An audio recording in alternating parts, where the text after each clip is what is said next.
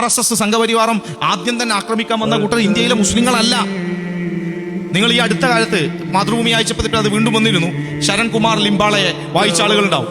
ലിംബാളയുടെ സനാതൻ എന്ന് പറയുന്ന അക്കൽമാഷി അദ്ദേഹത്തിന്റെ വളരെ പ്രസിദ്ധമായിട്ടുള്ള ആത്മകഥാ അംശമുള്ള നോവലാണ്. അദ്ദേഹത്തിന്റെ സനാതൻ എന്ന് പറയുന്ന ഒരു നോവലുണ്ട്. ശരൺകുമാർ ലിംബാള ഗംഭീരനായിട്ടുള്ള ഒരു ആന്റി സംഘി നിലപാടുള്ള ഒരു മനുഷ്യനാണ്.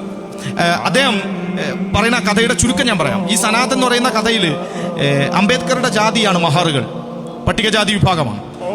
ആ മഹാർ എന്ന് പറയുന്ന വിഭാഗം പൊതുകിണറ്റിൽ നിന്ന് വെള്ളം കുടിക്കാൻ പോയപ്പോൾ പൊതുകിണറ്റിൽ നിന്ന് വെള്ളം കുടിക്കാൻ പോയ ദളിത് വിഭാഗമായ മഹറുകളെ ആട്ടിയോടിക്കാൻ വേണ്ടി സംഘടിച്ച ചിത്പാവൻ ബ്രാഹ്മണ വിഭാഗത്തിന്റെ ഒരു പ്രസ്ഥാനത്തെയാണ് RSS എന്ന് പറയാ.